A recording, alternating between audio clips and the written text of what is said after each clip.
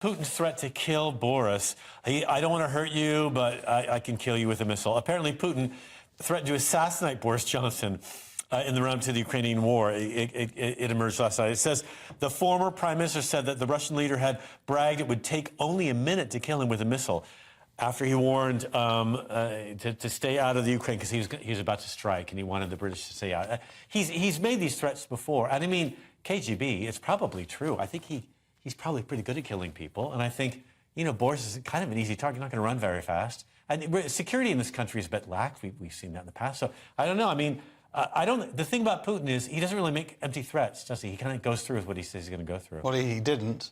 Or he hasn't. Well, you think it's coming? Where Boris you think it's coming? Well, Boris got away with it. So. I think what Putin's intention was to invade the Ukraine. He wanted everybody to step back and not get in his way. Because again, we've learned that Putin thought it was going to take about 3 days, especially because he thought Europe would stay out of his way, like they had done in Crimea and in Georgia. He thought no one would do anything, and instead they did. And instead, it's taking longer. So every day makes Putin look worse and worse and weaker and weaker and weaker. So of course he's a bully. He's going to threaten all the leaders first. I'm sure Boris isn't the only one he threatened, and I'm sure he only did it because Trump wasn't in office, because Putin, weirdly, was afraid of Trump and said I would have never done this if he'd been reelected, because he would have pushed the button.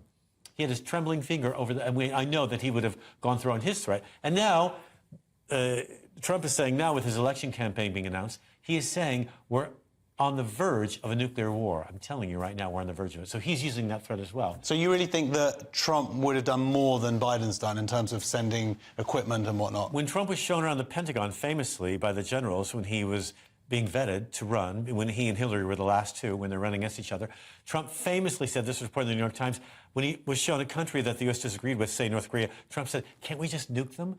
And the generals famously said, well, that's not really an alternative, is it, really, for us?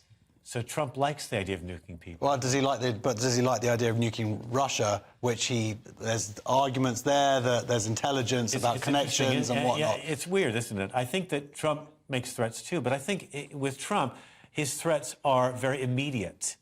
And he's like a child, you know, he punches at people that are closest to him. And I think that Putin for a long time has had a problem with the EU and like to eliminate some of the leaders, so, you know. Okay. There's another story here about Esther Rantzen. Bit of a legend. Yeah. She's got cancer. It's very sad. 82 years old. And I know she's one of those sort of perennial... when someone gets so famous, well, it's so much part of the fabric of our country. It's sort of... It's strange, isn't it? Like they're not famous anymore. They're in that different league. She says she's optimistic about her treatment. Well, I hope so. I got to interview about 5 years ago. I got to interview her once on a breakfast show, and it was just so cool for no other reason than I remember being a kid watching her on the telly. Yeah. It's Esther Rantzen. I went on her show. No way. When I was about 20, and I said, I'm never getting married, and people who are married are idiots. Well, and my best man played that at my wedding.